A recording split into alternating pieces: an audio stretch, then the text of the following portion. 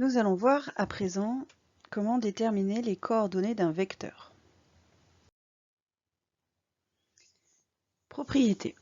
Soit un point M dans un repère OIJ, tel que le vecteur OM est égal à x fois le vecteur I plus y fois le vecteur J. C'est-à-dire que j'ai un vecteur I comme ceci, un vecteur J, un point O, et je place le point M, et je compte combien de fois je fais le vecteur I, donc là ça sera x, et combien de fois je fais le vecteur J, ce sera y.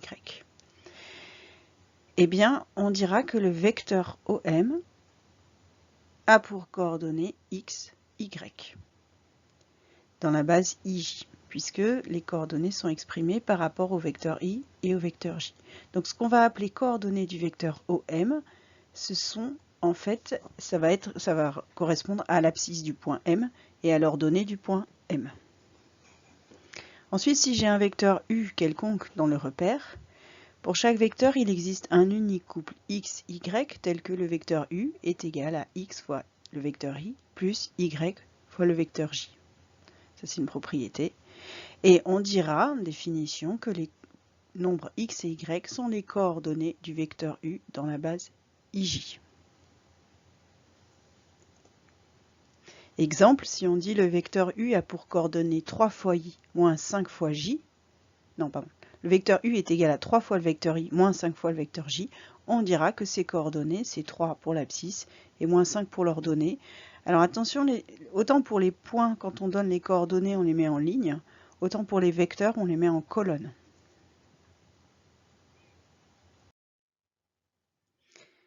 Alors, comment déterminer les coordonnées d'un vecteur par lecture graphique? En fait, c'est très facile. Il suffit de... Alors, si on fait le vecteur U, par exemple, je regarde le vecteur U, il traduit un déplacement d'ici à là. Donc, si je vais d'ici à là, il faut que je regarde combien je me déplace sur l'axe des abscisses, combien je me déplace par rapport à l'axe des ordonnées. Donc là, comme j'ai mon repère qui est comme ceci, ça veut dire que j'ai le vecteur I qui est comme cela, et le vecteur J qui est comme ceci. Et donc, si je veux les coordonnées du vecteur IU, je me suis déplacé de 3 unités vers la droite et de 2 unités vers le haut. Donc, le vecteur U a pour coordonnées 3, 2. Le vecteur V qui est ici, ne s'est pas déplacé ni vers la droite ni vers la gauche. Donc, son abscisse vaut 0. Et son ordonnée, il est descendu de 2 unités vers le bas, donc moins 2. Le vecteur V a pour coordonnées 0, moins 2. Le vecteur W, on part d'ici et on arrive là. On s'est décalé d'un cran vers la gauche. Donc abscisse négative, puisqu'on va vers la gauche et que I va vers la droite. Et ordonnée nulle. Donc le vecteur W a pour coordonnées moins 1, 0. Enfin le vecteur Z, on est allé une fois comme là, donc c'est moins I. Et 4 fois, comme ceci, donc plus 4J. Conséquence, le vecteur Z a pour coordonnées moins 1, 4. Donc la lecture graphique des coordonnées d'un vecteur, c'est assez simple. Il faut cependant faire attention aux unités. Ici, j'ai pris des unités de 1 carreau, c'était plus facile, mais elles peuvent parfois être plus compliquées. Il faut faire attention, vérifier que l'unité ici, il faut la connaître. Une remarque, deux vecteurs sont égaux si et seulement si ils ont les mêmes coordonnées. Donc pour utiliser des vecteurs égaux, il suffira de comparer les coordonnées, ce qui peut être très pratique. Propriété. Soit un réel K et deux vecteurs U et U' de coordonnées x, y pour le premier, x', y' pour le deuxième, dans un certain repère OIJ. Alors si je fais K fois le vecteur U, c'est-à-dire, je vous rappelle, j'obtiens dans ces cas-là un vecteur collinéaire au vecteur U. Donc si je fais K fois le vecteur U, et bien ces coordonnées, c'est simple, il suffira de multiplier l'abscisse de U par K et l'ordonnée de U par K. Donc ces coordonnées, c'est K fois X et K fois Y. Et si j'ai mes deux vecteurs U et U', le vecteur somme, la somme des vecteurs U et U', il suffit d'ajouter les coordonnées des vecteurs. Donc voilà, pour multiplier un vecteur par un réel, on multiplie les coordonnées par le réel. Pour ajouter deux vecteurs, on ajoute les coordonnées. Propriété. Soit un point A de coordonnées x, a, y, a et un point B de coordonnées x, b, y, b dans un repère. Alors le vecteur AB a pour coordonnées xb moins ik, ça, yb moins yk. Cette propriété est très importante. Nous allons la démontrer. Alors, je rappelle d'après la relation de Chasles que le vecteur AB, il est égal au vecteur AO plus le vecteur OB. Mais AO, en fait, c'est l'opposé de OA. Donc AO, c'est moins OA. Donc ça fait moins OA plus OB, ce qui fait, si je l'écris dans l'autre sens, OB moins OA. D'après ce qu'on a vu tout à l'heure, on sait que le vecteur OB, ses coordonnées, c'est XB, YB. Et le vecteur OA, ses coordonnées, c'est AO, pardon. Non, OA, c'est XA, YA. Donc moins OA, c'est moins XA, moins YA, d'après les propriétés précédentes. D'accord, je rappelle que les coordonnées du vecteur OM, c'est les coordonnées du point M. C'est ce qu'on a vu dans la première propriété qui donne définition des coordonnées d'un vecteur ou d'un point.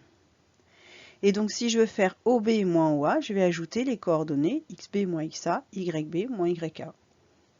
Donc j'obtiens bien ce qu'il fallait de montrer.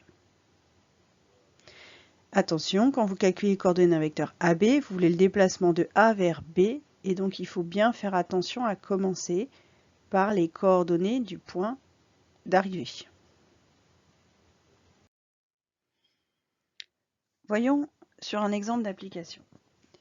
On se place dans le plan muni d'un repère, on a 3 points dont on connaît les coordonnées, et on veut déterminer les coordonnées du point F telles que ABEF soit un parallélogramme. ABEF est un parallélogramme, ça veut dire que je vais avoir les points dans ce sens, dans cet ordre, A, B, E, F. Donc en fait, je vais utiliser la propriété qui dit que ABEF est un parallélogramme si et seulement si les vecteurs AB et FE sont égaux. Je vais donc calculer les coordonnées du vecteur FE, calculer les coordonnées du vecteur AB et dire que les coordonnées sont égales. Comme on a vu tout à l'heure que deux vecteurs égaux ont des coordonnées égales. Je vais dire soit F, c'est le point que je cherche, de coordonnées x, y. Et donc le but, ça va être de trouver x et y. Donc si f a pour coordonnées x, y, fe, il a pour coordonnées xe moins xf, ye moins yf. xe c'est 5, xf c'est x, ye c'est moins 2, yf c'est y. Donc les coordonnées de fe, c'est 2 moins x, moins 2 moins y. Maintenant le vecteur AB. Le vecteur AB, il a pour coordonnées xb moins xa, yb moins yk. xb, c'est moins 2, xa, c'est moins 1. Donc moins 2 moins 1, ça fait moins 2 plus 1. Yb moins 4, yk 3, moins 4 moins 3, ça fait moins 4 moins 3. Bref. Donc le vecteur AB a pour coordonnées moins 2 plus 1, ça fait 1, et moins 4 moins 3, ça fait moins 7. Donc j'ai les coordonnées de AB, j'ai les coordonnées de FE. Donc maintenant je vais pouvoir dire que ABFE est un parallélogramme si et seulement si le vecteur AB est égal au vecteur EF. Ce qui veut dire que l'abscisse de AB 5 moins x est égal à l'abscisse de FE, c'est-à-dire, je me suis embrouillée, moins 1 est égal à 5 moins x. L'ordonnée de AB, c'est-à-dire moins 7, est égale à l'ordonnée de FE, c'est-à-dire moins 2 moins y. Ensuite, je résous. Donc, je vais ajouter 1 des deux côtés. Donc là, je vais mettre plus x des deux côtés et plus 1 des deux côtés. Donc ça fait 5 plus 1 égale x, puisque là, moins 1 plus 1, ça se simplifie. X moins x, ça simplifie. Ici, je vais rajouter plus 7 des deux côtés et plus y. Et j'obtiens moins 2 plus 7 égale y. Ça me fait x égale 6, y égale 5. Conclusion, les coordonnées du point F sont x égale 6 et y égale 5. Donc j'ai les coordonnées du point F.